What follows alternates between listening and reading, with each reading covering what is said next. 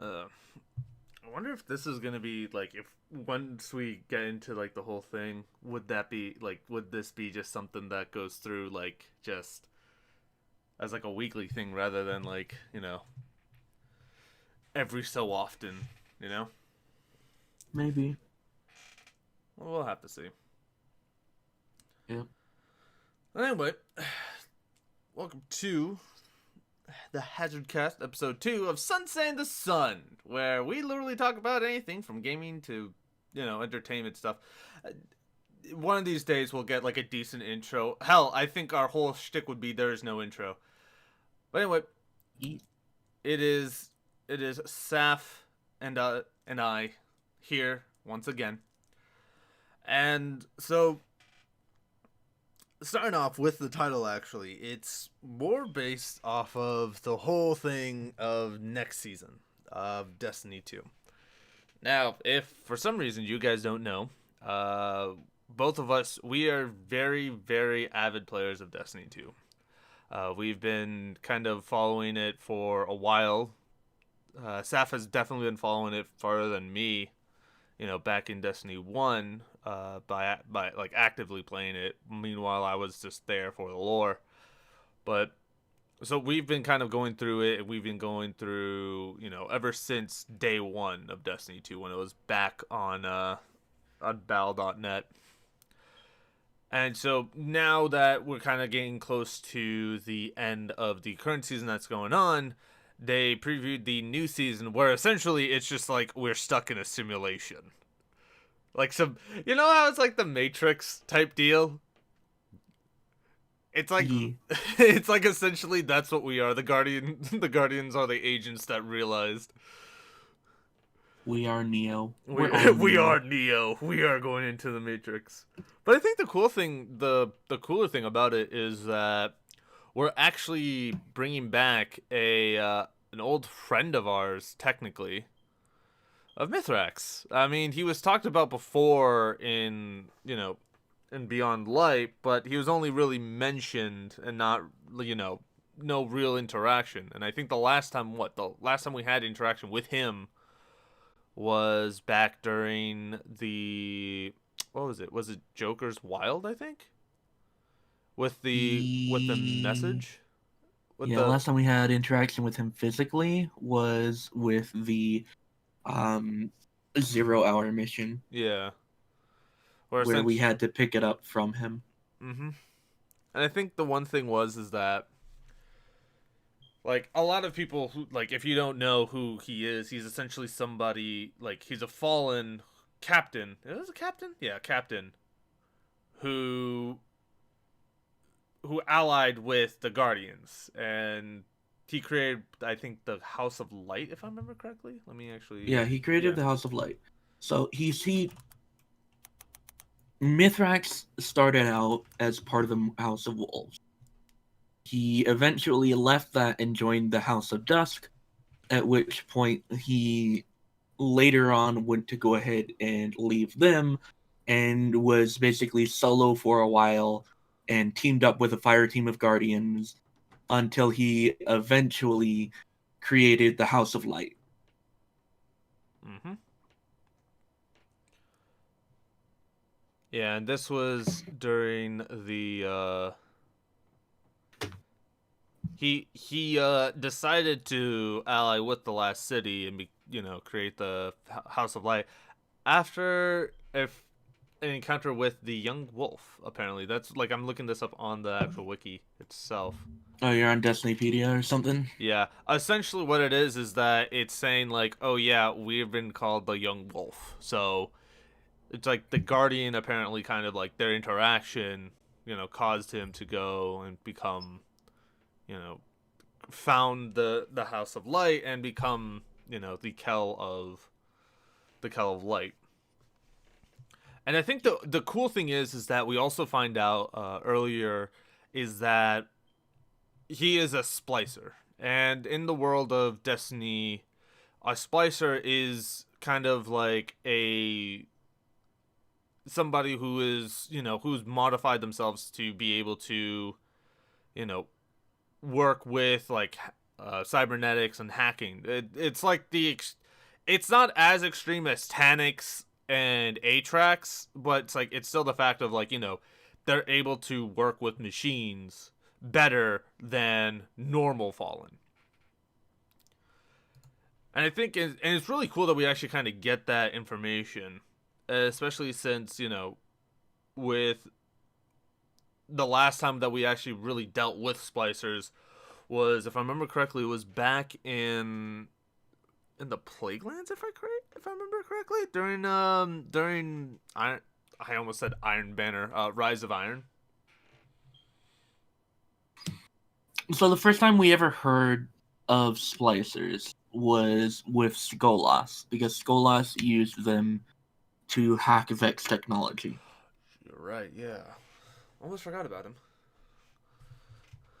And then we dealt with more of them during the Siva crisis in Rise of Iron. Okay.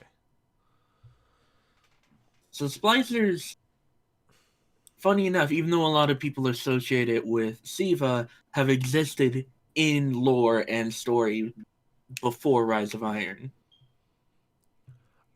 I think the one thing is that because they became more, they were brought into the forefront in Rise of Iron, which kind of caused them to actually become accidentally synonymous with each other in that way. And and so the fact that they're coming back, which is actually kind of really cool. And if you haven't actually seen the trailer, I highly recommend you see the trailer, because a lot of the stuff that they go over in there is kind of cool. Like the designs, granted, I'm a 100% a sucker for Vex design. I always think it's really nice. It's really clean and ornate. Like if I provide, like, my favorite aesthetic is, Vex tech out of Cabal, Hive, Taken, Fallen, it's Vex. And so, looking into it, and I was like, I like this. And I think the interesting part is, and this is also something that's coming up as well because of that, is they're bringing back Bungie's first raid ever. and that is the Vault of Glass. Now, the Vault of Glass has always been seen, it's like highly regarded. And it's, what kind of caused, Destiny's, attraction, at least in my sights, to really come in. Because you have that, high end game activity where you literally, cannot, get a lot done simply just because of, you are yourself. You need to have at least, a certain amount of guardians with you, especially in the raids, you gotta have at least 6 or up to 6. Granted, there's been bugs where you can have 12, but those days have passed. And I think though, bringing it back as well as doing a world's first is kind of a refreshing type deal, especially since the way that they're doing it, because they know that a ton of of Destiny 1 players you played Destiny 2, obviously. So when they bring back an old legacy raid like that, they're just like, oh yeah, we know that you guys already know what to do, so here's the regular raid contest level, and then we're gonna put in another version of it called Tempo's Edge. And it's just that's cool. I like that. Especially since it kind of gives, it still gives the whole thing of okay, if you're a D1 player, you still have that challenge, although it's going to be in the later half. But if you are, a new player, you still have that, the assistance, but it's still going to technically be okay, you're figuring it out. And then, Tempo's Edge is just to bring it up a little bit more. And so I think that is just really good, especially since they're bringing back all the other stuff. I'm just very, very excited for that. And just letting you guys know, both of us are going to be doing we are going to be going through day 1. We we do plan to be, in the race for world's first. Although, we don't have like a My distinct. problem is that I just don't care for World First on Yeah. Vault. Like I'll work. I I'll guess I'll try. try. Yeah, you'll try for it, but it's not like that's our goal. But like the whole thing is that like World First for Vault of Glass in Destiny 2 to me feels. I don't know. It feels like a slap to the face, I guess, to the people who actually did it in the first game. I think the one thing is that I understand that they're updating it and that there's going to be champions and other yeah. things in it that are new. But it's extremely weird to me to think that this thing that's already existed for years now is going to get a second world first. I understand your thought process behind it, because yeah, it does seem kind of like a big like go F yourself type deal. But I think they also kind of honor the fact of it's like, yeah, we know we're doing a world's first, but just to let you guys know, like on the belt, like if you get the belt, it will have your clan as well as Prime Guard, who are the ones who actually did complete it first. So it's kind of giving like a small honor to them, but it's still kind of just a bit of a slap in the face. But for me, I'm more interested in like what they will do for the challenges, especially because with the fact that they have the challenges, what is it going to add? What is it going to go through? And what do we have to do? Because for me, it's like when I heard they were doing like one where it's like challenge, Tempo's Edge, where it's like you have to do the challenge or you wipe. I find that great. Honestly, I find that much better than what it is before, where if you have to do like a challenge in one, you don't have to like, oh, challenge failed, all right, everyone wipes. Because a lot of the times, if you are going for challenge, you're going to get the challenge. And so, the fact that they're having it where it's like you have to do challenge to pass is great. Primarily because it's like, okay, one, if we fail a challenge, it's an automatic wipe. It saves us time. But I think, again, that is like one part of it. And again, that's just me, because a lot of the times you want to go for the challenge, but it's like you have to do the challenge or you're not going to get further than that. And I wouldn't be surprised if a lot of people get kind of annoyed at it, even though Tempo's Edge only unlocks after you finish the, Vault of Glass normally. And so I think that's a good thing, especially since, it gives that the additional the unique spin of Destiny 2 onto it. But I think another thing that we would need to talk about is just the transmog system, because that's also coming in this season. And oh boy, when they announced that initially, yikes. Transmog is weird.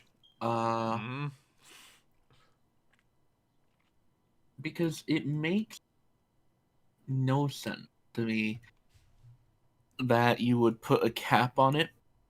Here's the thing.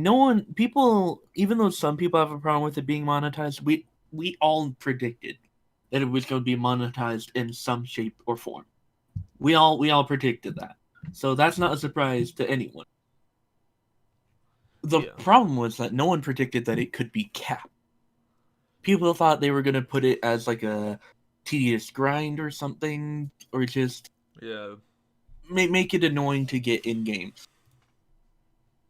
The problem is that no one predicted a cap. No one predicted the idea that they would limit our ability to transmog.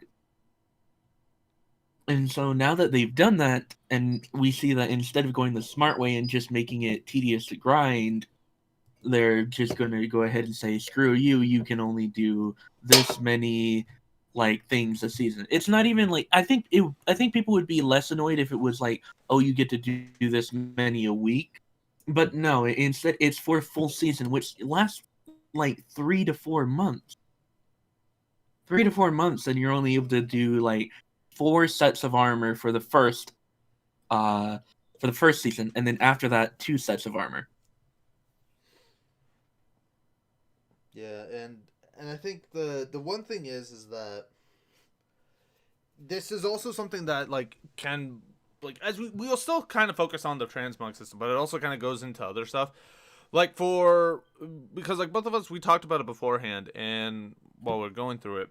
And what it is that this is something that we have that, you know, the fact that they limited it, it does hurt because someone actually did the math out on that on Reddit, where essentially if you were to get every single piece and you have everything transmoggable, and that's going through the purchasing option, which is the only way that you can bypass that cap, you would essentially have to spend about $10,000. That is just way too fucking much.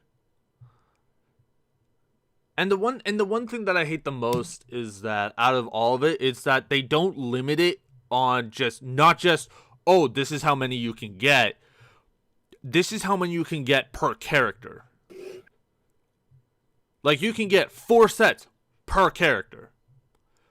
So you technically, if they like release that to where it's like, okay, you can get this many pieces, you can have it all go to one character, I would be fine with it. I'll admit, it would hurt because of the fact that it's still capped, but it's like at least I'm focusing down on the one character that I want to look good. You know, I'm focusing down on the things that, you know, I actually enjoy to play on. You know, like I want to put, if I had the chance, I would put all of my shit on my hunter and do not care about the other ones. I'll let them go with the seasonal stuff. That's it. I have decent stuff for them already. But you know, you have that kind of the whole thing where it's like it's capped not only based off of the amount, but also to the limit per character, which kind of sucks. And it's just like, why? Why did you have to limit it that way as well? Like, it's already a kick to the, it's like it's already a slap to the face when, you know, you're putting the cap on. It even more of a, like, you know, punch to the teeth when it's like, oh yeah, by the way, you can only do a third of that to the character that you want to do it. Everyone else also gets it, but, you know, just a third of the total amount. Like, yeah. Yeah. And it's just so dumb. Like, I don't like the fact of that we're limited that way. Like, if, and again, this is kind of going I think, like, if the cap had just been a weekly thing, people would still complain, but it would be nowhere near as bad as it is now. You know? Yeah. I think the one thing that definitely would need, and I think this is something that, you know, everyone kind of should kind of realize, is that Bungie, and then this is also kind of, you know, going back to the entire gaming industry now, is that we got to the point where they're going to try and monetize on every single piece. Now, the one thing, the reason why, you know, I bring this up is because this is not the first time that we're seeing something where, you know, people are having to get charged for microtransactions even though they buy into the pass. You know, it's a free to play game, but to really actually enjoy it, to actually get, you know, through the new content, to get the new stuff, a lot of the times you're doing is you have to buy the, you know, the main Comet DLC that comes with the new planet, the new area, the new missions, story, new weapons. And then you also have to get, like, the season passes. And it's like, you know, on top of that, and it keeps on going. And it goes back to, you know, you see, like, WoW, you see, you know, RuneScape and all that. And, you know, like, for people who paid, it should, like, that should not affect it. But it does. It does. It still does affect us. The cap does affect us. Like, and this is also something that you'll see in other things. Like, you go to World of Warcraft. oh, hey, you purchased, the expansion pack and you pay $15 a month. Hey, guess what? Here's a cosmetic for you. Like, have fun with that. Oh, by the way, you gotta pay for that even though you're already shelling out like $75 at least. In like for like a month or something. So here's more, and then you also go to another game that they have is you have like Call of Duty. Now they have that whole like, oh, all the games are kind of integrated into Warzone, and Warzone's kind of like their main central hub type deal, and it's free to play. Yeah, no, we can go with that. I have no problem calling it free to play, but it's also the fact of like a lot of the times, a lot of the stuff that you need to buy the main games that came out. Like, if you have Modern Warfare, great. You have early access to the weapons that you can level up on your own time, not having to always just be lucky to pick those up. You have, Yeah. better yet, you go into Black Ops. Black Ops has two different ways of doing it. You can go through multiplayer or you can go through zombies, so you don't have to deal with people. But again, you still got to go through that method. Now, on top of that, you're buying the games, but guess what? You also have to buy the microtransactions. You have to buy the skins. You have to buy that. You have to buy all that. And again, all optional. Everything is optional in there. Any weapons that come out, they are part of the free battle pass. So if you if you want to put the time down, you can. That is something that you can do. You're not missing out on that. It's just primarily like the skins, the cosmetics.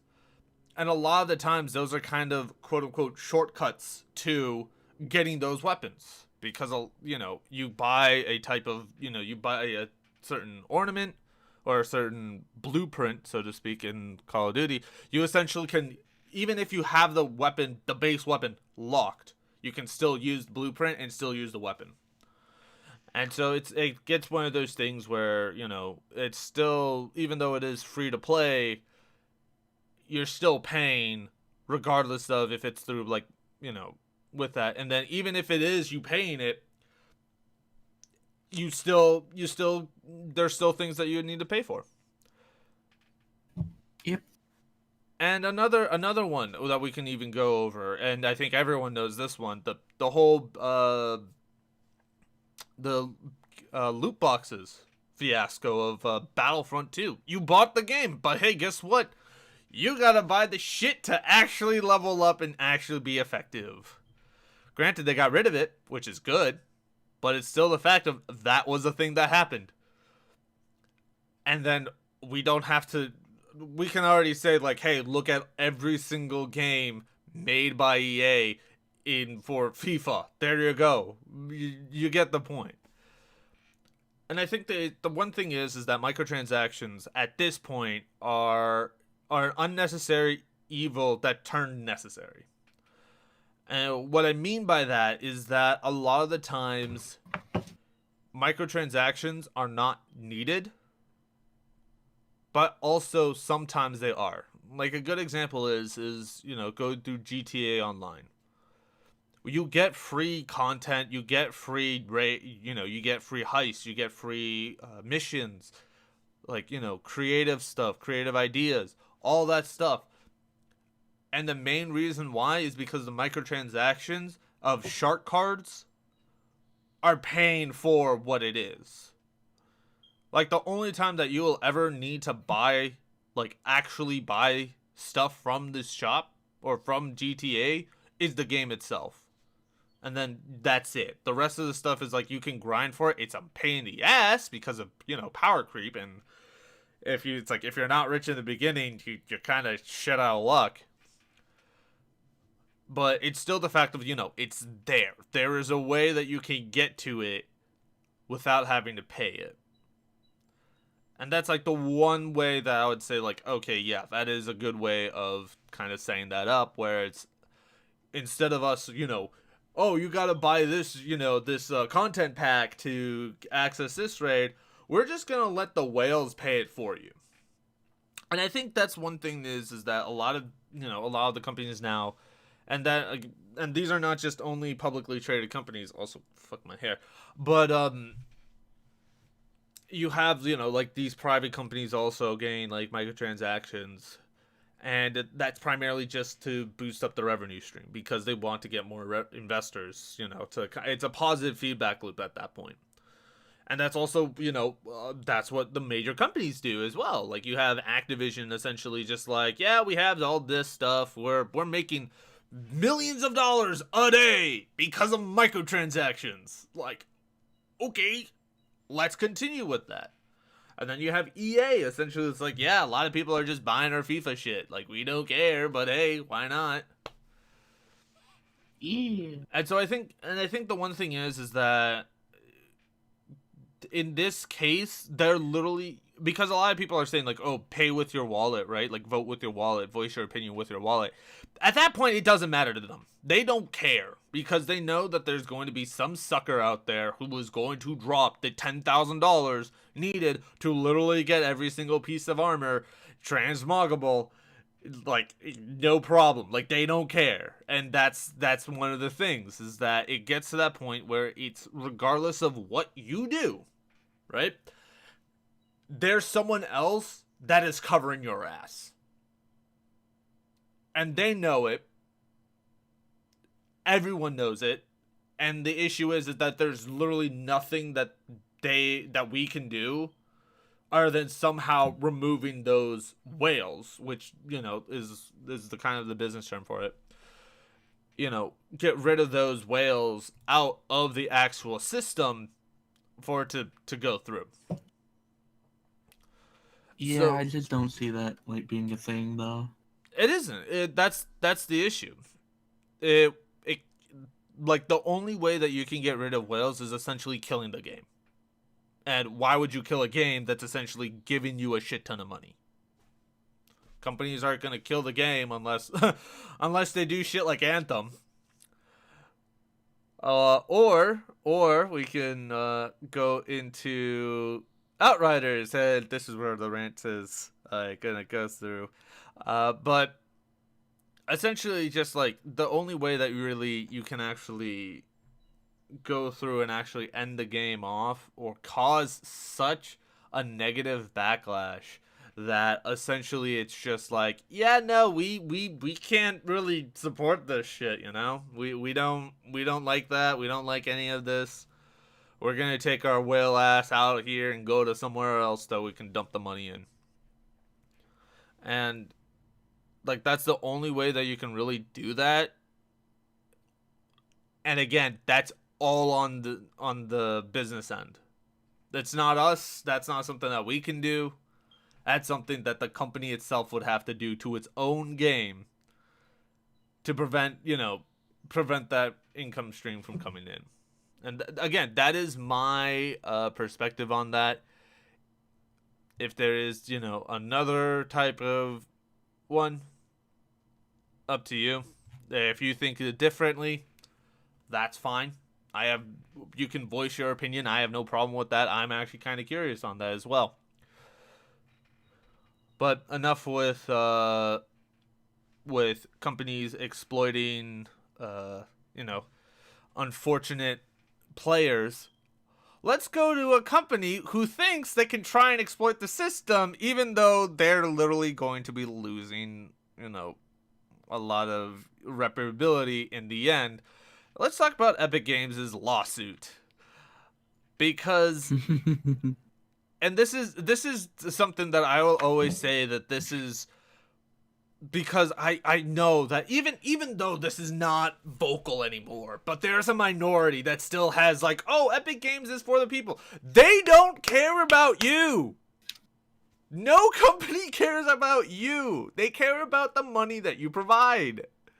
Granted, a lot of like game companies, they do take the input, and that is something that they do. But major companies like Epic, Activision, EA, what other ones? Microsoft, Sony, Nintendo, they don't care.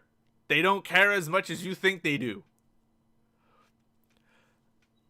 And so if you guys just to get some more background on it, if you have forgotten about it, is that is that Epic Games is essentially sent in a lawsuit against Apple for their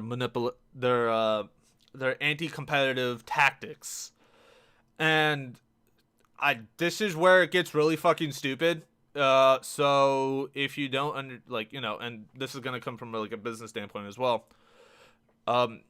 It has to do with their Apple tax, so to speak. And so a lot of the times what happens is that certain companies, when you sell within their marketplace, there's always a fee. There's always like either it's a portion or it's a flat rate fee for certain purchases. In this case, for Apple, it is a 30% fee.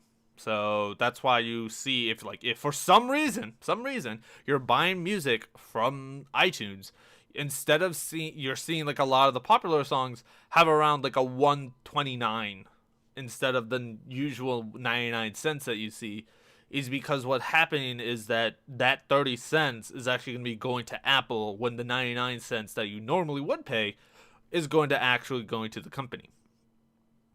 Now Epic, being the greedy little shits they are, thought it was a good idea to circumvent that. And so they tried to do that with their Fortnite Mobile. They got it because they violated both the rules on the Play Store of Google and the Apple Store. They got removed. Fortnite was removed from the mobile platform. And that makes sense. They breached the contract. They breached the agreement that they made, that it has to go through those avenues. And so they use that whole thing. It's like, it's symbolism. We're going to sue them because, monopolies should not exist. Ugh. Yeah. And this is where my fucking gripe starts. 1. Epic wants to do it for the people. They're the champion for the people. No one gives a shit about Epic. And Epic does not give a shit about us. They just want to make more money. Literally the whole thing. Only reason. And 2. Is it monopoly? Sure. If it was normally generated by the public, the market that was created, that they have done this in, has been created by the companies that run it. Meaning that Apple, they have created the ecosystem for the application, for the App Store, for iPhone devices, Apple devices in general. It's not a monopoly because it's a private ecosystem. It's not something you can freely access. Legally, at least. Legally, you can't freely access that unless you buy into it by getting like an iPhone or an iMac, or whatever the fuck they're calling it, Mac Pros, an iPad, like something that actually, gains you access into it. And a lot of the times, and that's always the thing, people always don't actually have understand that, it's so huge, it must be it's still not public. Facebook's it's huge, they have billions of users. Guess what? Facebook can do what Facebook wants. It's up to them if they want to, if they want to do the shit that they want.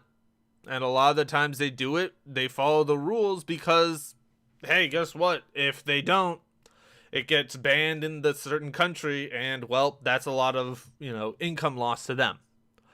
And so that's where that comes in. And so that's why you see a lot of the times, Facebook is kind of bowing down to government entities. It's literally just so they can keep their platform in there. That's the whole ploy of it. Is it still a private entity compared to that? Yes. It is not controlled by the government. The only thing that it does is that every single choice that is made by the board of directors within Facebook. And that is for every single thing. Now, do they have a monopoly? No. Because Facebook is, again, that's a product that can be compared to a lot of other social media. Granted, they do have a monopoly in terms of other competing apps, which there's actually a lawsuit for that has boundaries, that has an actual founding of it, because they purchased Instagram, WhatsApp, two huge competitors at the time that now are part of Facebook. And so you had that kind of that thing where it's just like, all right, these guys are just buying out their competitors. Like, what the hell's going on? And so that lawsuit actually does have some grounds to it, where it's like they're essentially becoming a monopoly out of just buying out the competition. Now, with the Apple Store, they created it. That's their private ecosystem. Why are you trying to get into there and say it's a monopoly on their own ecosystem? That's like me trying to go into my neighbor's house and say, "Oh, this part of the house is mine," even though I never owned it, never created it, never built it. Does not make sense at all in any legal standpoint. Because one, they did it, they created it, and if they want to have it where there's a entry fee for it, let them have an entry fee. That's just how it is. And if you don't like the way that Apple is doing their stuff, guess what? There's another ecosystem that you can go into. Android. Android has that.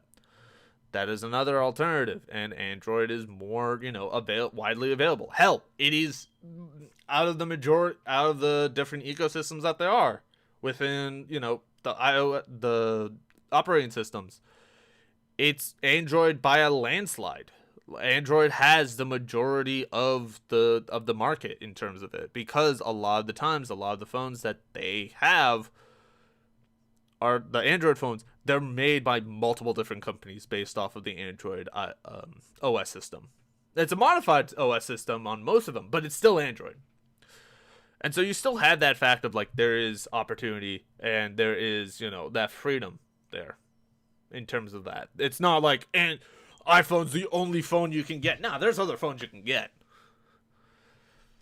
But then a lot of people have gone into it and saying like, okay, what about this whole thing with Xbox, with PlayStation, with Nintendo? Same thing. Same thing is going on right there. Is that essentially it's, yeah, we created this. This is our service. This is our system. Why are you trying to barge in when literally there's no need for it? And so, like, that whole thing is just kind of, like, really stupid. But, again, that's just kind of me just going on a stupid rant on that one. But, yeah. I mean, like, did you have any thoughts about it at all in regards to it? I have no investment in it. Like whether Epic Games is on Apple, because I do have an Apple phone. I have an iPhone XR. Regardless if their Epic Games is on the iPhone or not, it affects me not at all, because I don't play Fortnite, and that's basically the only thing Epic Games has on Apple, I think. Yes, I do believe so. I imagine what I'm thinking is probably the only reason why they're actually doing this is that they want to be able to add their own Epic Game Store to Apple. I would not be that's what a lot of people have kind of insinuated, because the thing about this is that you have this sort of this system in place where, oh hey, by the way, these guys have a monopoly on their own ecosystem. We should be allowed to put in our stores. Mm-hmm. But that's what I'm thinking is like the reason why, because I can't see them honestly losing that much, because it's what a 30% split that Apple gets. That's 30%. I can't see that. I really can't figure that they're losing as much money on Fortnite as like they are probably claiming to, because how much of the mobile audience makes up Fortnite? I mean, let me actually see here, because one thing that I know that what's it called is that Fortnite can easily, and I mean easily, go into can circumvent it. Now, like, what does it mean by like circumventing it? Essentially, it's just what is going to be kind of like. Yeah, I've decided to look this up. 78% of the game's player base plays on consoles and PC. Yeah. Uh,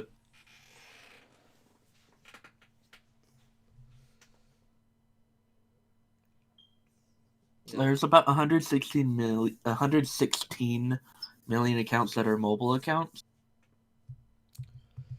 Yeah. and approximately 63% of those played Fortnite on iOS.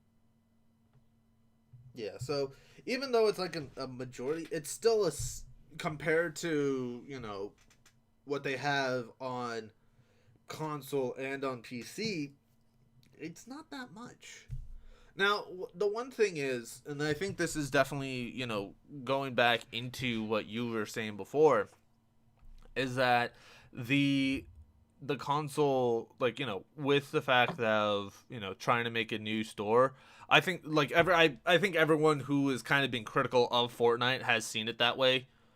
And it makes sense. Like it really does make sense when you really look at it, because one, why in the world would we ever actually like care? It's a huge company trying to fight for the little guy, when every single time there's a big company that's fighting for us, it's normally just so they can make better revenue share and actually look good in public. That's the only time that it ever it goes through. I think the thing here, though, is that like there seems to be an interesting amount of people that are kind of splitting on each side.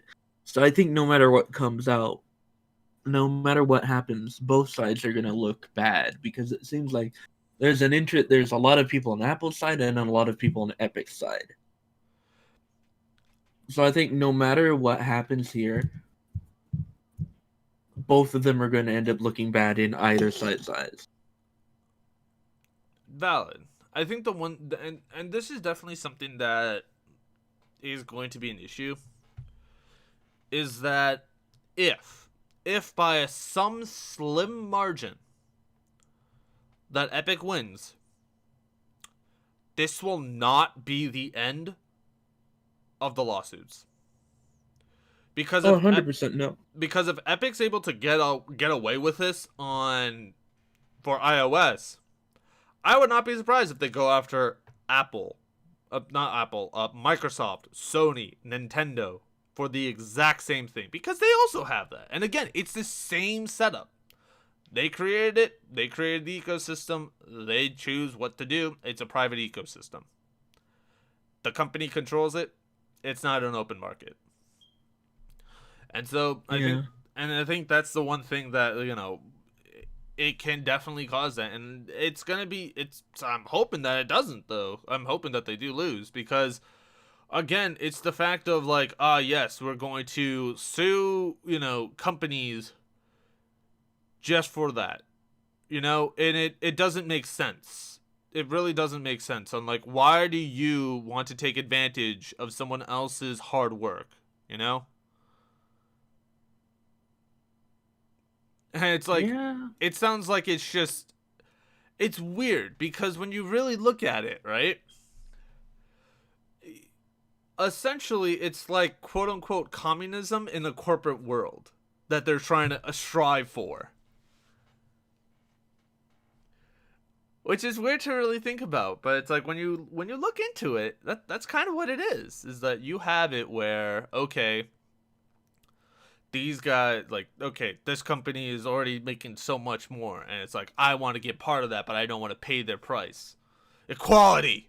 It's open market! I'm like, what the fuck? Like, dude, you didn't create shit. I don't know, but still, I should get a piece of it, even though, all that shit. And it's always it's always those things where it's just like, all right, come on, let's be real here. There's some better things that you could do rather than that shit. You know? And I think in the end it's just the fact of like I hope that they lose. I really do. It's not like I have sympathy for Apple. Like, oh no, Apple's going to possibly lose out. It's still the fact of essentially, if Epic wins, that will make it a significantly harder for anyone to actually strive to be as big as that. You know? Mm-hmm. Because anyone who wants to create their ecosystem will fucking get, and want to control it on their own turf, even though that's exactly like what's going on. They'll get screwed by that, and it's just like, all right, that's great. That's not worth the time then. So, and I think one thing is that they also want to do, and I feel like, again, it has to do with the store, is that because they know that, oh, they're going to make it so that they'll be able to charge for a lower price share. So third-party games, instead of going to the Microsoft store or the Android, or the Sony store, Nintendo's shop, they'll go to their shop. So they'll be getting the main revenue split. And so I think that's they're going to try and do what they did with with the PC market, essentially saying like, hey, by the way, here you go. We're going to give you like exclusivity and give you a better deal on it just because. Yeah, I could see that. And I think that's like the one thing. And that just makes sense to me, because it's like I can't really think of any other reason why they would want to do this to other companies who've made ecosystems unless they want to put the shop in and take advantage of it. Like, in the end, that's just how it is. And also, I love when game companies go to court, because guess what? Compared to, because, I'm not much of somebody who knows the legal system. But a lot of those, the details are normally something that would be, quote unquote public knowledge. Not something that's very secretive. And when it comes to game companies, they like to keep their shit tight. Like, really, really tight. All the information. So, when, this is also kind of why they came up in the news, is because there have been so many leaks that have came out of this, which is hilarious to think about. Because when you you just never expect it to be that way. You never expect it. You always think like, okay, this is going to be like a normal case. Oh yeah, by the way, here's like all these information that goes through, like there's just a lot of stuff. And so,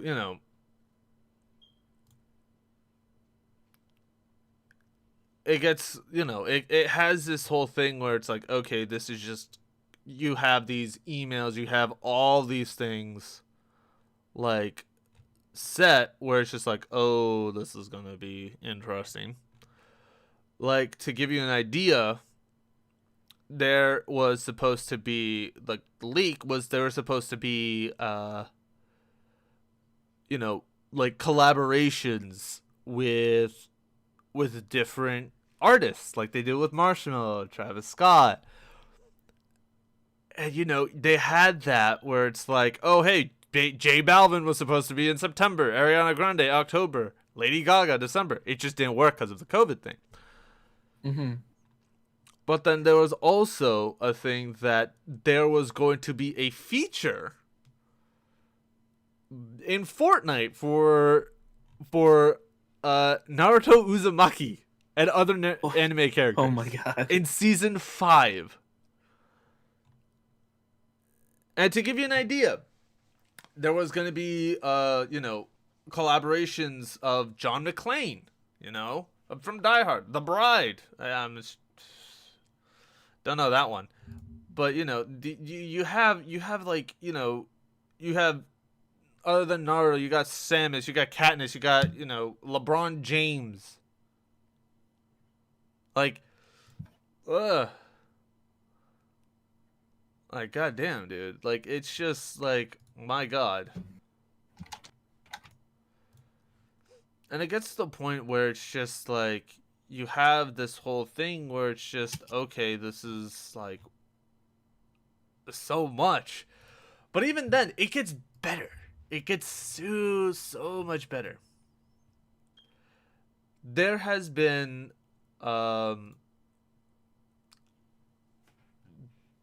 because here's the thing. Like, and there's articles about this. The courts were never prepared for game industry's, like, secrecy at all. Mm-hmm.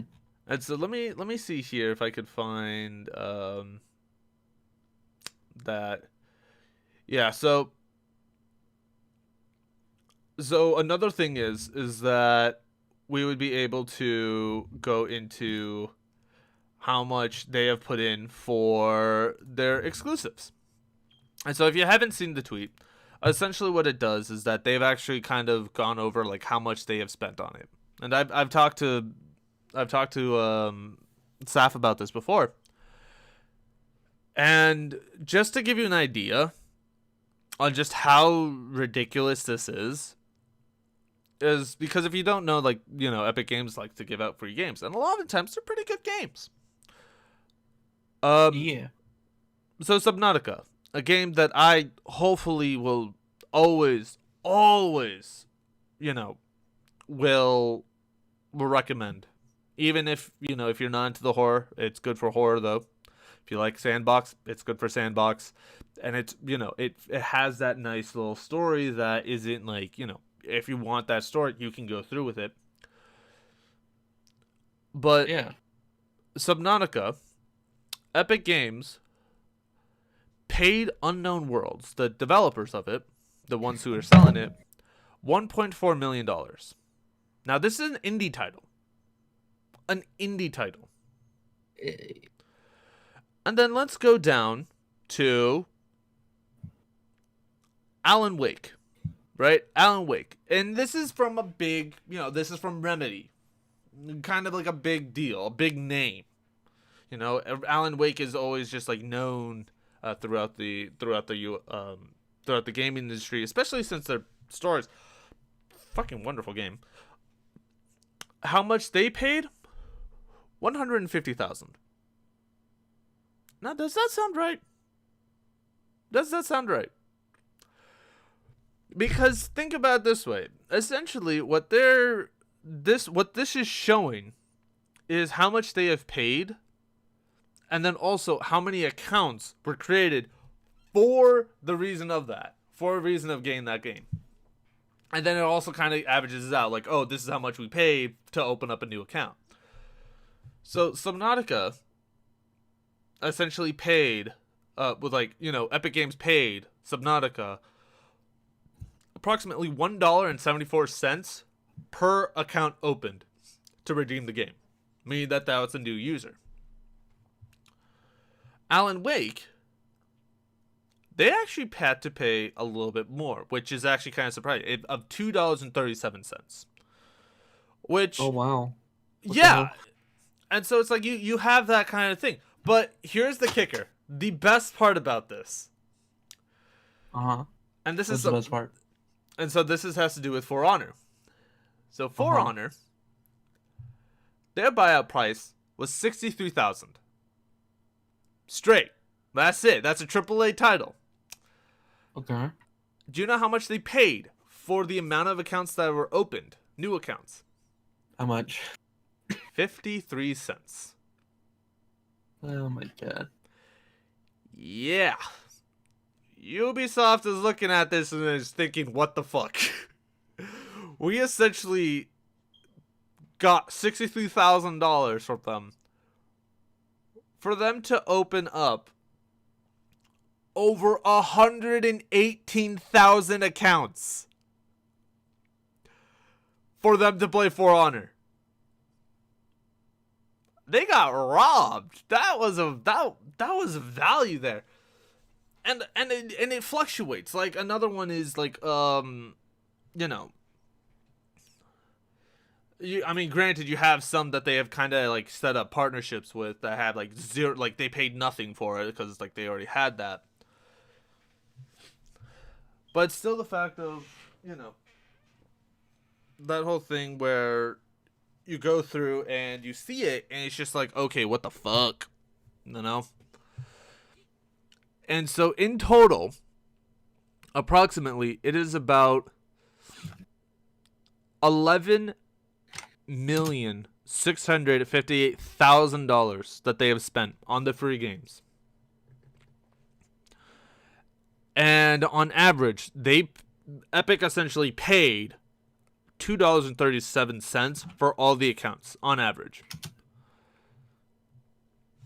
And so that kind of gives you like an idea of it. And so it goes over the statistics and all that. And so again, there's legitimately a box filled with like stuff from Tim Sweeney, from exhibits. It's ridiculous. Like they even have one thing is that they had a fun little thing from Tim Sweeney where essentially is, oh hey, by the way, let me see if I can actually get that for you. Okay. Because so there was a correspondence between Tim Sweeney and let me see here, and Ubisoft.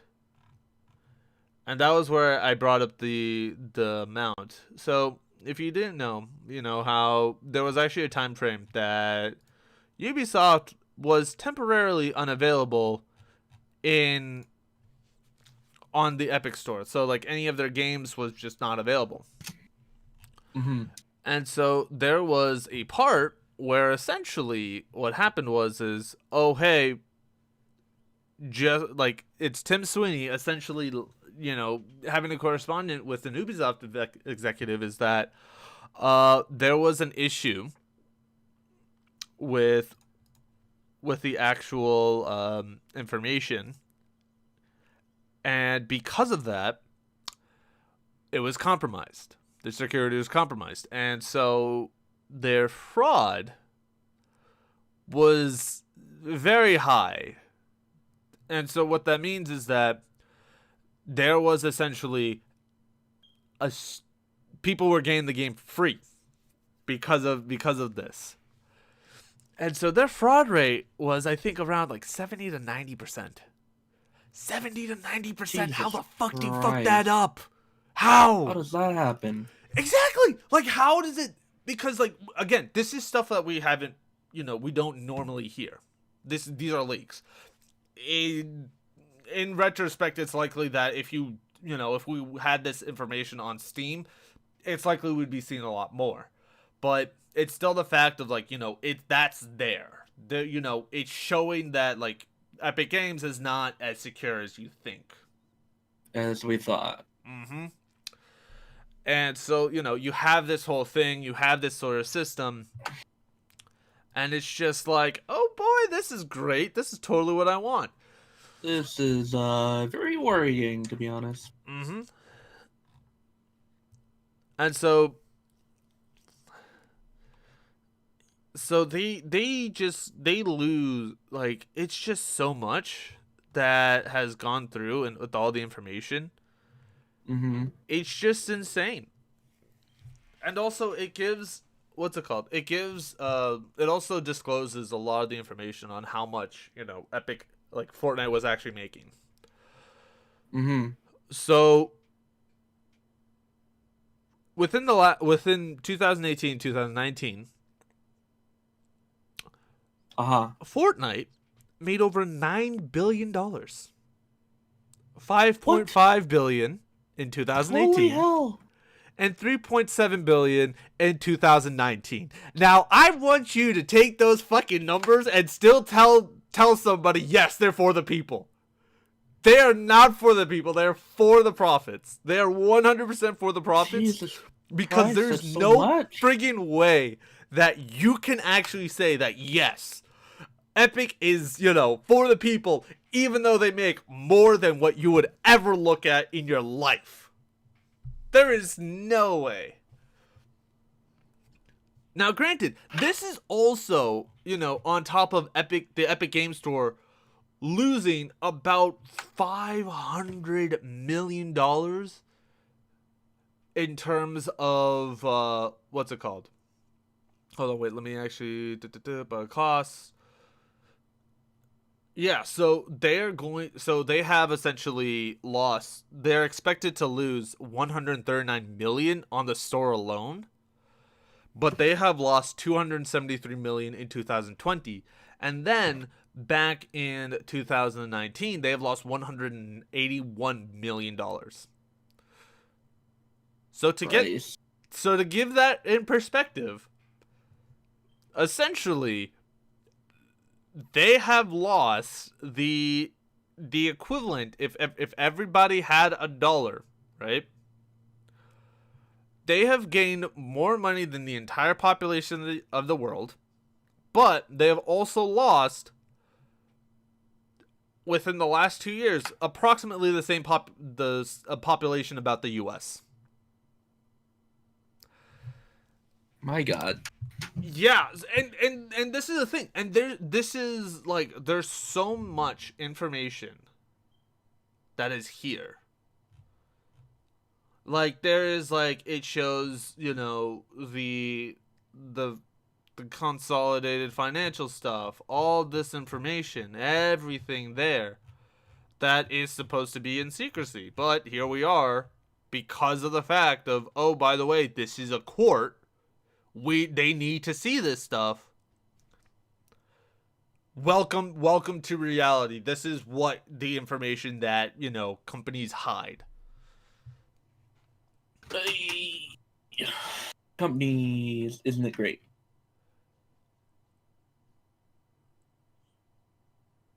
And so it's just the fact of, like, it's huge because actually there's a judge that actually kind of commented on this, is that this is a high stakes breach of contract / antitrust case. Like, those are two different things. Because what's happening is that if Epic is to lose this antitrust case, Apple can easily reverse it and fucking kill them in terms of breach of contract. Can they? Well, because here's the one thing, though. Is that... what is that one thing? Is that because of the way that they circumvented that information, because what it is that the clause that they have is that, oh, if there's any microtransactions going through iOS, it would have to, Apple would need to get, automatically would need to get a share of it. Okay. And so if you circumvent that, that would be a cause for that app to be removed. Now, it looks like that there is, what's it called? That in Epic's, a small win is that the judge presiding, one of the judges, has granted the Epic's injunction, which is preventing Apple from actually removing Epic Games' developer account, and also, like, and denying iOS developers access to the Unreal Engine. But, the Fortnite app is still off the App Store. Yeah. And so you have this whole thing where it's like, it's huge. So let us see here if we can get some more information. Because there's just a lot, and this is going to be a 3-week thing. The whole situation is just kind of a hellhole. No Oh matter yeah, what happens, going to something is going to end up being kind of shitty for one side, no matter what. I think the one thing is that it's just the fact of is it's huge.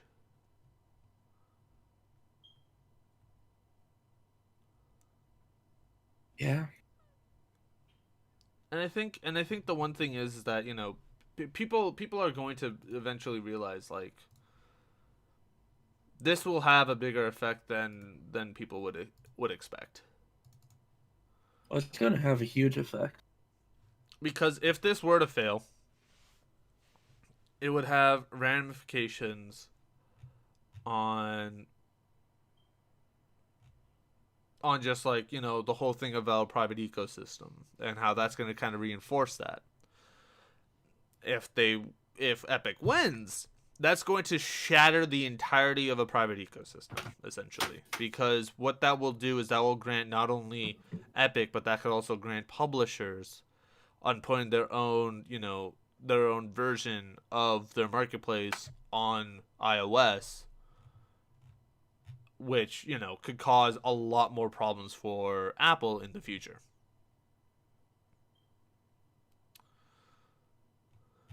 Yeah.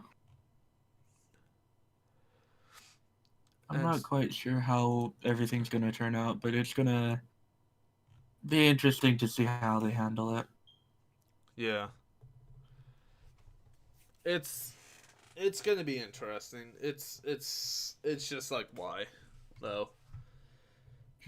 Uh, I think at the end of the day, like we have to wait to see how everything ends up turning out, because we can talk about this all day. We can like go on about it, but until they actually get to the end of it and like we know like what's going to happen, like we just don't know whether or not Epic's going to win or Apple's going to win. I know from what I've seen, people have been saying that it looks like Epic might win, but I'm just not sure. yeah, it's just looking at all the information is that it's just there's at this point it might become one of those things where it becomes just like total war, so to speak. And so let's move away from the legal jargon shit and all that stuff.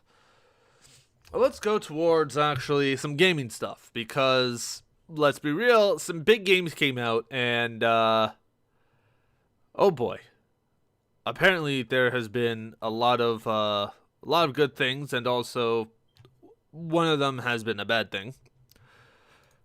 And what are we talking about specifically?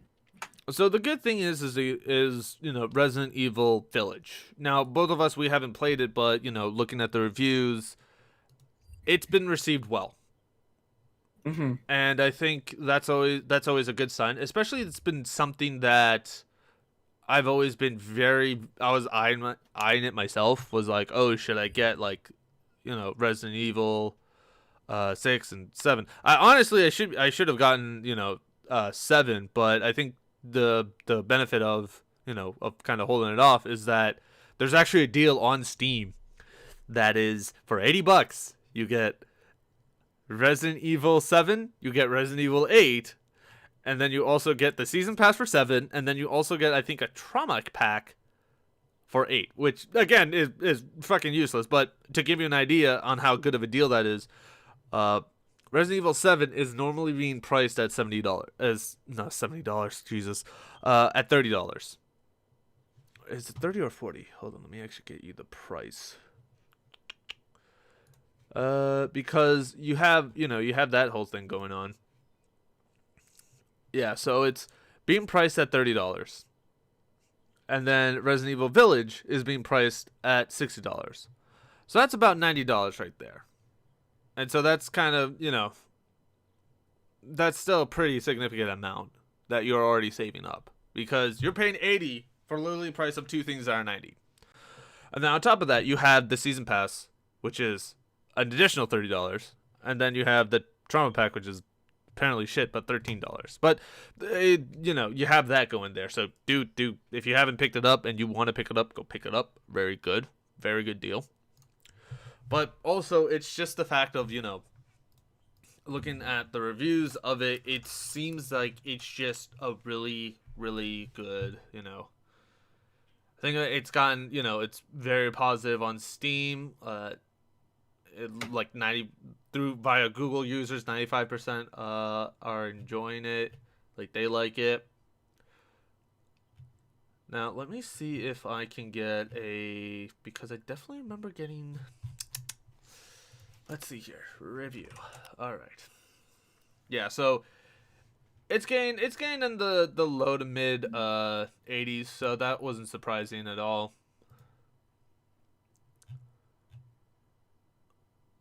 But essentially, it's just,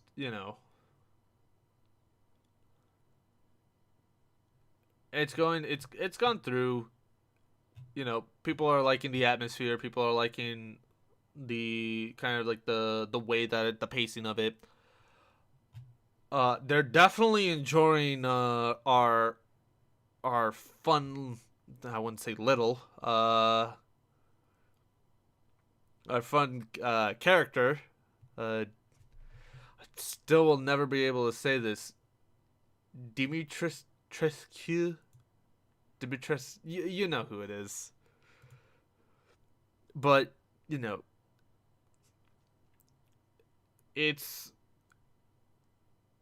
like, it's great, but, there has been a few things that have been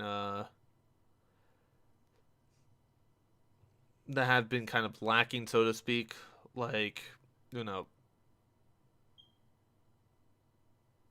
like epic, like more like showdowns that are more like puzzles rather than, oh, do you have ammo, and you're fast enough. And so, Yeah. and so I mean, Resident Evil 8 is being compared to Resident Evil 4. Like, the people from what I'm reading is that it's a combination of 7 and 4. Yeah, I wouldn't be surprised, especially since it does take place in a village. If the name didn't bring it up, but yeah, I'm not surprised that it is going to be like something of that sort, because IGN has reflected on it. And I think the one thing is that, it's always great, especially since you see, how everything is going, how everything is set up. And so I have some very good anticipation for this, because, like, I'll play it. I'll definitely play it. I'll definitely go through it. Mm-hmm.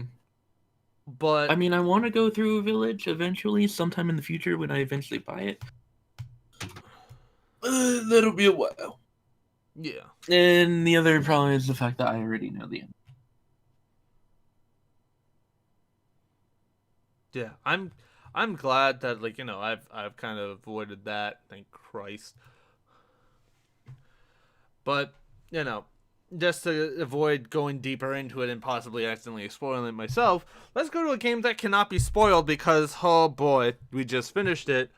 Outriders. So last time we talked about it was back in the first episode, and back then you hadn't finished it. I had not so you finished didn't it. really know all the stuff that I knew. That is correct. Now that I finished it, I regret it. Because granted, this is kind of like a spoiler. They're not consistent. I'll just we'll start off with that. They're not consistent with what, with how the setting is.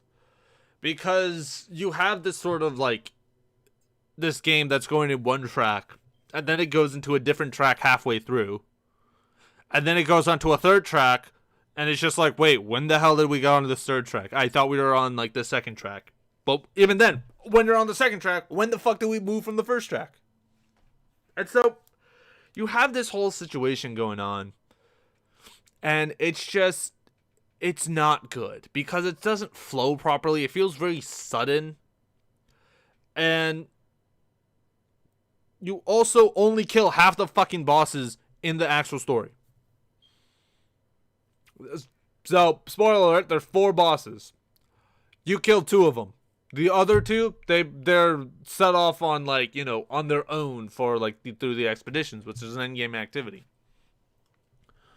But holy shit, the amount of crap in that game is atrocious. I couldn't understand why it was set up that way. I couldn't understand how anything in that was set up the way it was. I couldn't understand why the hell, I have this character who is again, the main character is great. That hasn't changed. But it's okay, why is this, going through this way, and now we're just hearing about it. You learn about different people in the future, later on in the campaign. But outside of one thing, they're just yeah, hey, remember that one thing that we talked about? Here you go. But plot twist. And he's just what? Okay. Well, okay, the thing about that is that with the way they wrote it, there's no real way to really, there's no real way to explain the second half without, having to entirely rewrite the story and do it completely different. Yeah, that's true. Because the thing is, they introduce the whole, they talk about the first ship, the Caravel, pretty early on. Mm-hmm. And they even mention it again when Jakob talks about how he got Chana off the station. Yep. Now, the problem is there's no real way to have that stuff to have us get hints about what's happening on the other side of the gate without basically having someone from that side make their way over to our side, which we know would be near impossible because of the fact that the forest has that stuff that kills humans. Yeah. But I think the one thing that... So I don't blame them for not giving us hints about it. Yeah. What I do blame them about is the fact that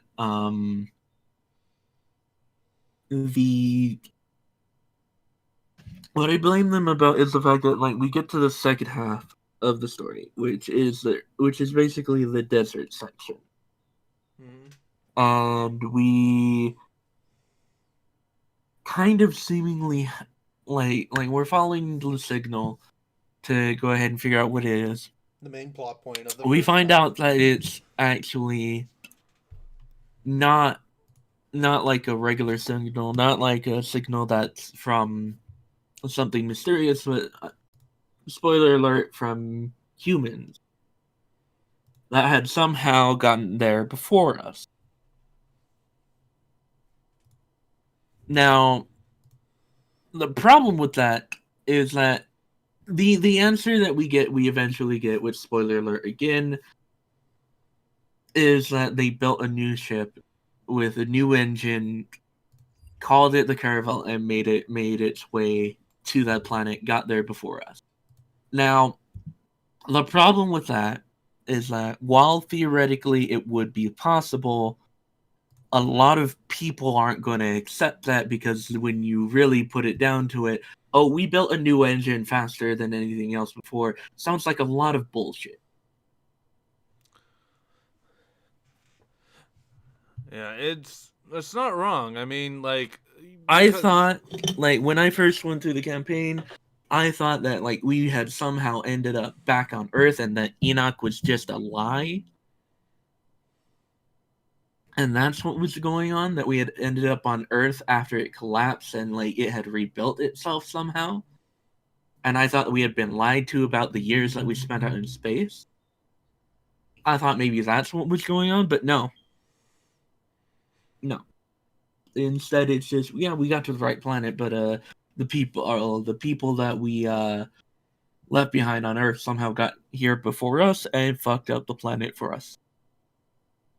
hmm and like for me, one thing is that I had the thought process of, oh, this is, like some kind of like that black ops type shit where it's like, oh, you fake an explosion, but you still send it off as kind of like as like a secrecy type deal. It wasn't that, which kind of I like, was like that, like I told you this, that, like I had figured out what I had like in my mind figured that like it was either we ended up back on Earth or that it had to be like a secret mission that we didn't know about. yeah. And that's why we were finding tanks and all this stuff. I figured like that because like those are really the only things that really make sense,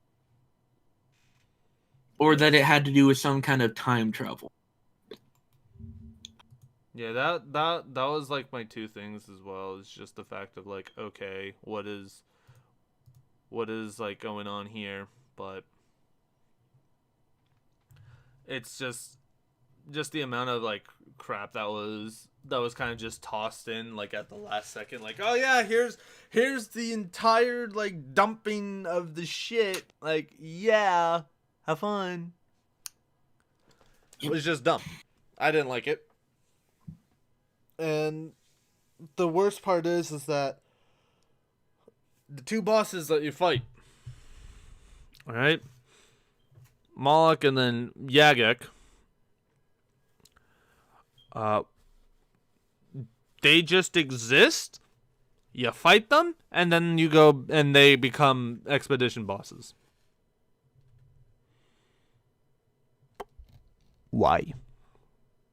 Because there's a much better way of ending it where it's like, okay, Honestly, when like we fought Moloch in the story, I thought like when he nuked everything and that he had like taken himself out in a last ditch effort to kill us. That's what I had taken from that. But I should have assumed that because we didn't see a body, that I was not right. Honestly, I thought that too. I was like, oh, he destroyed himself, but it's like, oh, well, maybe he escaped. But the thing is that I thought we would have escaped. But here's the kicker: there was no information about it. It's just like, oh, he's not here. Do. Like, what am I supposed to do with that, huh? And we're never told about it either. Like they never tell us if he left, if he escaped or not. Like all they really say is, while you were distracting that monster, we did this. And I'm like, okay, I'm assuming he is dead because you're not mentioning him. Yeah. Because if he was alive, I would think that he would go and screw you guys up. Yeah, because it's like, it was just the fact of like they insinuated, oh yeah, he's dead. Meanwhile, no, he's not. And then you get to the point of, of the next boss. Now, the next boss, eventually, I feel like that was supposed to become like some sort of like kind of revenge arc, so to speak, because of what he does. But it's just like, you get to the boss, you fight him. It's a fucking annoying boss, by the way. If The anyone, problem with Yagak is that, like, it makes no sense how we kick his ass twice and neither times does he die. honestly though, Live the first time, maybe a little bit. like, Maybe I fine, can like believe he lives. The second time, how is this guy still alive after we've just kicked his butt a second time? in the most egregious way possible. It just doesn't make sense. And I think that's the issue. Is that, you have this whole thing where it's like, yeah, let's just not actually go with continuity on this one because fuck it. Why not? No sense. That's what it feels like. It feels exactly like that. It's just like, yeah, well, just fuck with it. Like, screw it. Like, alright, what about, like, continuity? Wait, what's that? Like, I think, like, I don't know if I've said this before, but, like, the writing of the story feels like Hotel Artemis. Because, just like Hotel Artemis, there were two different atmospheres for the single story. Because what happened was is midway through Hotel Artemis, they had a director change. And you can tell distinctly when that director was changed. And so it's like one of those things where it's like, alright, this just doesn't make any sense anymore.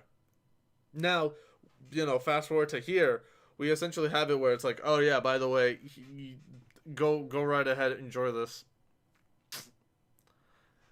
Enjoy these like really friggin' stupid like setups that in the end make Far Cry 3 look more justified because guess what? You actually kill the fucking boss when you fight him. Rather than just, oh hey, yeah, we defeated him, but guess what? You gotta try again. And it's like, alright, man.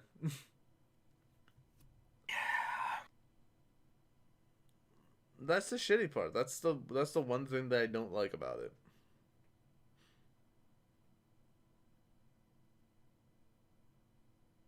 Like if it was any better, that would have been like, okay, fine.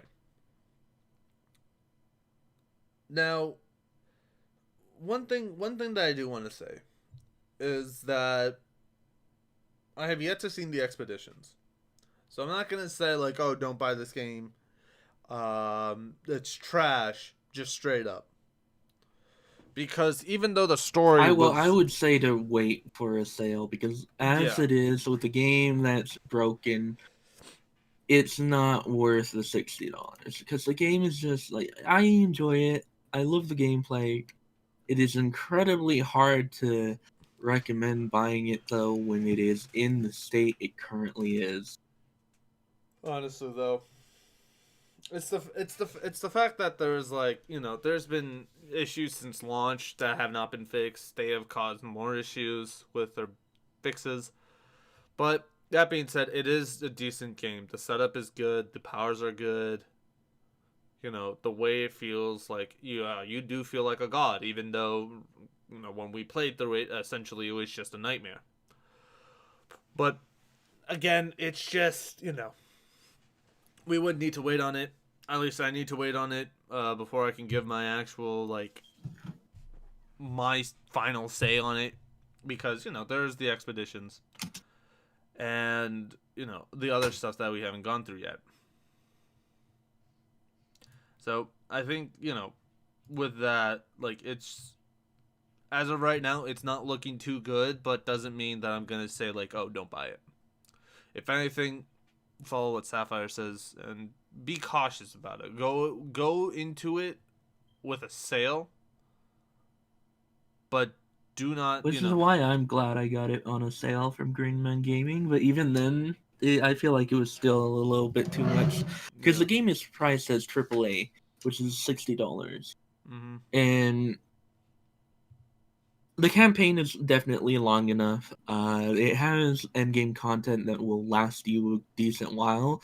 The problem with the endgame content, and other people have said this, is this is probably the worst kind of endgame content you can give a looter.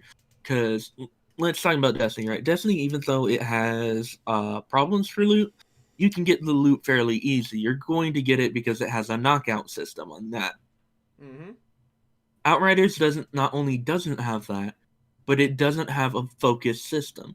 Like in Borderlands, you can kill specific bosses for specific loot. You have to hope that out of the 200 legendaries that are out there, that your specific legendary you're looking for drop. I do not like that. I don't like that at On all. top of the fact that the legendaries have an incredibly low drop rate.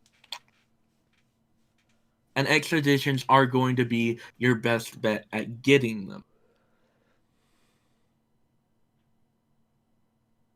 Well, have I also mentioned that your stash has nowhere near enough space to fit your legendaries?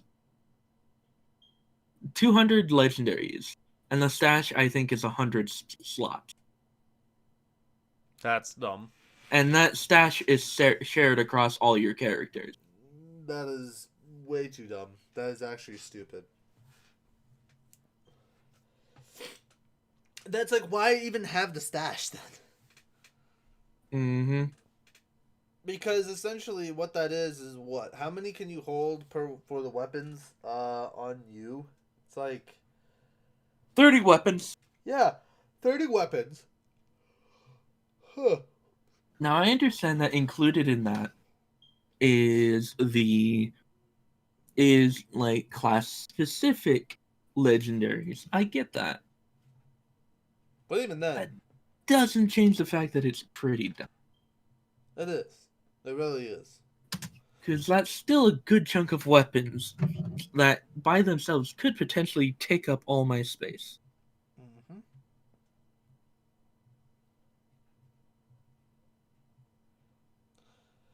It's just, I don't know. I've never had this much of an issue with a game in a while. Like, I've never seen bugs that break it. I've never seen, I've never seen, patches that make it harder for no reason. I've never seen games where it's just like, yeah, here you go. Doesn't mean shit, though. And so it's like, it's weird like that. But in the end, the games can only, honestly, I feel like it can go better from here on out. But then again, this is also, I hope so. This is also, but yeah. I have to wait to see whether or not their next patch fixes. Okay, remember, here's another thing. You didn't experience this. I didn't experience this, but a lot of people were. I don't know if you were aware of this or not. There was a bug in April that they fixed, but it was a bug nonetheless, that was wiping characters, weapons, and armor from them, so people could not play those characters, and they had lost all their gear. Yeah, we were one of the lucky ones on that one. But how? How do you pull that off, huh? How? Now, thankfully, they fixed that, and they've been restoring characters. As far as I'm aware, everyone's gotten their stuff restored. But the fact is that that was even an issue. I was actually scared to log in before before they fixed it, because I was like, what if I log in and I lose all the stuff on my Technomancer or my Pyro or any of these other characters? Yeah.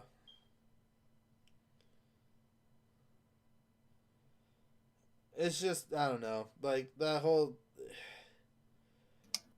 Also, this one post on Steam basically says everything that I basically puts every complaint I have about the game. Definitely you can get like your exotics and stuff fairly quickly. Yeah. But this post from this Steam basically says how bad the RNG in Outriders is. 400 hours and still no seismic commander helm. That is no. I don't like that. That's like Destiny 1 type shit. But even Destiny 1, you had a bigger chance of getting it than that. I was like, that sounds like it, but I realized, oh wait, you can get better than that. You can get at least like 2 or 4, like 2 to 3. Because at least Xur existed in Destiny 1. Yeah. You could get strange coins and get stuff from him in vanilla Destiny. So even if you weren't getting it from RNG, you could still get exotics and still have good stuff. Yeah. You don't have that, unfortunately, in Outriders. The closest you have is Tiago, whose gear doesn't rotate. His epics do, but his legendaries stay the same. I don't understand why they make it such a pain in the ass for If legendary. Tiago was going to be the Azure of the game and have Shit, rotating sir. legendaries, people would have far less complaints about the RNG on legendaries, right? Mm-hmm. There would still be complaints because I think it's ridiculous that 400 hours and you still don't have it. But if Tiago had served as the Azure of the system, there'd be far less complaints because they'd be like, "Oh, I'll just wait until Tiago comes in and I'll buy it from him." It won't be a god roll, but at least I'll have the piece of armor I want. Yeah, so it's like worst case scenario. Oh, hey, I'll just modify this on my own stance. I'll do that. And so, in one of those things where it's like you have that situation where when you compare to like to something where essentially out of the looter shooters, people are like, oh, Destiny is like a bad game. You look at this and I'm like, damn, you really took Destiny you took Destiny on for advantage on this one. Like this. And you know what? Destiny doesn't even have that problem anymore where you can't focus down your loot because now we have lost sectors where we can focus down the kind of armor piece we want. Yeah, and it rotates. And it rotates daily. Mm-hmm. Which is a far better system than what they have for Outriders. Also, hello Earth. Yeah. But I think one thing is and I feel like this is going to be the topic that kind of ends off this episode, is just the state of games that have been coming out have not been as good as people wanted them to be. They have not been actually fixed games. Like they're buggy as shit. And yeah. And that needs to change. You have Cyberpunk 2077. Now, I'll always go back to this. Now, here's what I want to say. Games are always going to have bugs because it's just basically impossible to get rid of every bug. But I think there's a difference between a game releasing with some minor bugs and a game releasing with bugs that basically make it nigh impossible to play. Yeah, to give you an idea, I think people need to stop. I keep saying this, right? Or people will defend it. And I'm like, no. Stop defending companies that release half-baked products. Please. That is the reason why yeah, that's the reason why Battlefront 2 was going to release with loot boxes because people kept defending loot boxes on the whole thing of it's just cosmetic. And I understand it is just cosmetics. Meanwhile, for Christ's sake, I should still be able to get those cosmetics.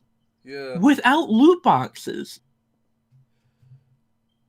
And I should be able to play a game that has been hyped up. And I would say, it's the hype. But even then, just I wanted to play Cyberpunk 2077, a game that has been announced 8 years ago. Has a release trailer 7 years ago. Has been in development for 7 years. And actually have my game not fucking chug when it's at the recommended specs. Where if I go beyond 8 megabytes for my save file, it doesn't corrupt it. Oh yeah, that was the thing, huh? Mm-hmm. Where if I accidentally hit somebody, the game glitches out and you're not able to progress. I think it's insane how I think it's really insane and really depressing that we are at a point in our lives where when we see a game come out that's buggy and like MS, we're like, like at this point, the natural response is, well, what did you expect from a AAA developer? I think that's fucking disappointing and disgusting and depressing that we're at a point where that's the natural reaction. Yeah, no, it is 100%. Again, and this is something that I'll always say, is that I expect a more polished game coming from an indie developer than a fucking AAA title. That's the sad part about it. And even when it comes out buggy, it's more polished than what you would get out of a freaking AAA developer. Like, how is that possible? How is it possible that you, literally having millions of dollars in backing, investments, and actual capital, aren't able to make a game that is better than a single person who works on it as a fucking passion project? Just think about it. Just think about it. Where you are literally trying to go for profits, and a lot of the times the profits have to do with the performance of the game. Why aren't you making that your number one priority? Rather than, oh, let's just add in microtransactions, send that shit out, and then call it a day. You know? Like, you don't want that. Like, Valheim, right? 6 people made it. It was a very, very small game. They didn't expect much out of it. Each of them are walking away with more than $1 million in their pocket. And that's after Steam's cut. And that was not their intention. Stardew Valley, a game made by 2 people. They doubled up in size, which is cool. Is able to make thousands of dollars because they just wanted to, enjoy the game. They wanted to, provide the experience, and they wanted to go through with the coding. Mm-hmm. And that's just, those are the games that we know of. There's other games that are like super popular that, that might not be in my wheelhouse, or might not be in Saf's wheelhouse, but still are very, very polished, very, very good. Undertale is another one. Yes, Undertale, one of the biggest indie games that have ever existed. Hell, even fucking Minecraft, one old ass game, is still a huge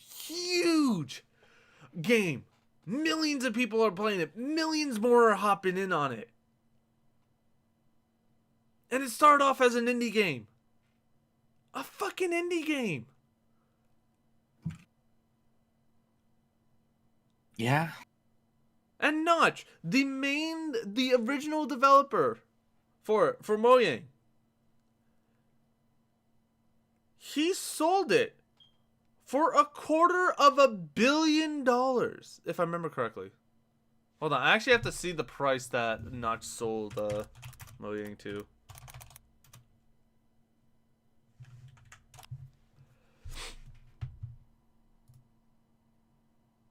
Yeah, so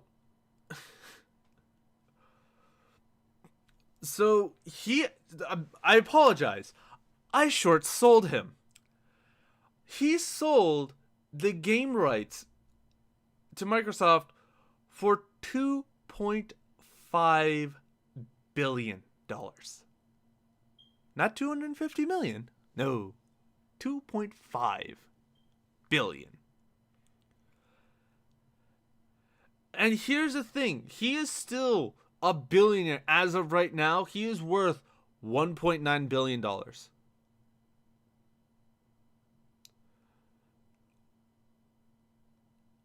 He again, this was like an indie game at the time when it was first released. And this was back in 2009 when he first opened it, like created it. It's huge. Like, it's one of those things where, It's a very simple thing, very easy, but they refined it to the point where it's actually clean. It actually works, and it actually is functional. Another one, Among Us. Very simple fucking game. An indie title. Was never supposed to go anywhere, and honestly, it was just there. A fucking breakout hit. You know? Highest regards. And so, again, it still shows the fact that it's like indie developers, small companies are making better games than Call of Duty, than FIFA, than Siege. I mean, granted, those are kind of extensive because again, I love Siege, even though I kind of reduced my amount of playing it, but it's still the fact of like, it's the refined method of it. Like I can expect, Subnautica Below Zero to come out more refined than Division 2 came out on launch day. And that's sad.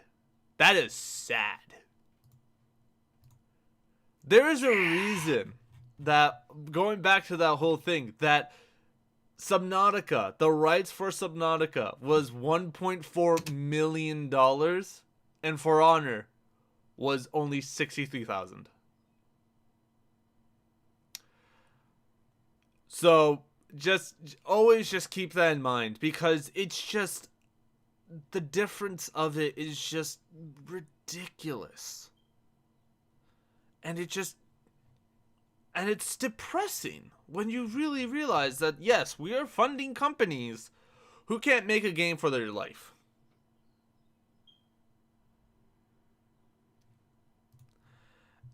And I think that's something that we need to start realizing, is that we can't,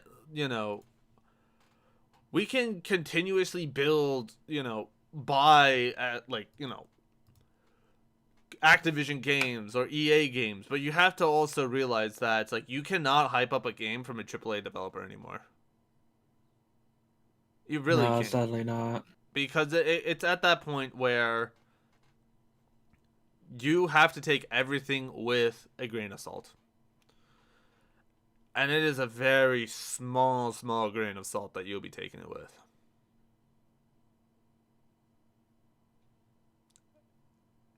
And it's just, it's sad. So many people want to be part of these companies, but then you have this whole thing where, yeah, they don't really give a shit. They'll just, you are going to be part of a team that essentially is forced to go into overtime, crunch time, to provide your customers, the people that you want to play the game, your player base, your future player base, a hunk of worthless shit. So, one thing that I'll always say, and I feel like this is something that, is great. If you can get into a huge game developing company, congratulations. Good for you and being the coder. But I feel like you'll get more out an indie developer studio than you would at a major studio at this point. Because at least you will have more appreciation for your work at an indie development studio, and then people would actually see that. Yeah. Just kind of crazy to think about. Just always keep that in your mind when you really think about it. But I think with that, this is a good place to end off. But again, this is not just two people talking to a sort of a megaphone. It's something that you guys can also talk about too. So if you have any views or any questions, opinions, let us know. Go for it. I mean, you might as well. It's always good to get your opinions out there. We are open-ended people, or open-minded. My bad, not open-ended. That sounds weird. But open-ended. But do let us know if you have different opinions. We're not stopping you. let us know. If you do want to see more, do hit the subscribe button. If you want to see these live, do go to the Twitch channel of ToxicAWOL_TV. Follow that, as well as follow Sapphire Stratus. Both of us do stream outside of just doing the podcast, so check those out as well.